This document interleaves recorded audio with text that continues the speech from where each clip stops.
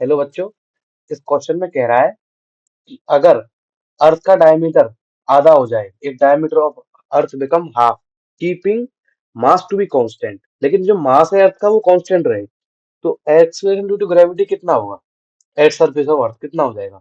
वो जो पहले था उसका कितना होगा? हाफ होगा, फोर टाइम्स होगा, ट्वाइस होगा, देखते हैं क्या होगा। तो मुझे पता है जो जी होता है, एक्सलेशन ड्यू टू ग्रेविटी, या फिर ए लिख लेते हैं पहले हम इसको।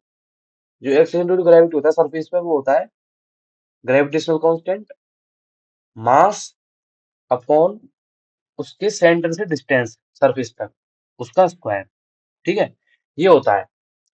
अब इनिशियली जो डिस्टेंस रेडियस ऑफ अर्थ है उसे आर मान लेते हैं हम। तो जो ग्रेविटी की वैल्यू आती है हमारी, ग्रेविटेशनल फोर्स की आती है, सॉरी एक्सेलरेशन की आती है, वो जी मान लेते हैं हम इनिशियली। मास एम है, जो डिस्टेंस है उसको आर स्क्वायर मान लेते हैं। ठीक है, अब क्वेश्चन में कह रहा है कि जो रेडियस है, जो सॉरी डायमीटर है, वो आधी हो गई है। ठीक है, और मास अभी कांस्टेंट है हमारा। जब मास कांस्टेंट है और डायमीटर आधी हो गई है, तो देखो रेडियस क्या होती है, डायमीटर अपॉन टू। डायमीटर आधी होगी तो सीधी सीधी देखो रेडियस के प्रोपोर्शनल है, तो रेडियस भी आधी हो जाएगी।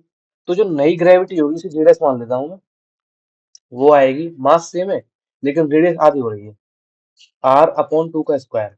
ठीक है, ये क्या बन जाएगा, four times G M upon R का स्क्वायर।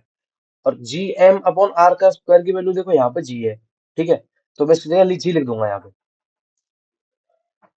तो g dash is equals to four time g, ये मेरे पास आ गया।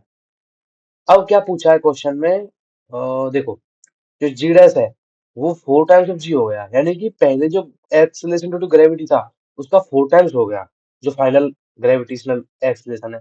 तो इसका आंसर फोर टाइम्स आ जाएगा। ठीक है, तो ऑप्शन सेकंड हमारा इसमें करेक्ट है।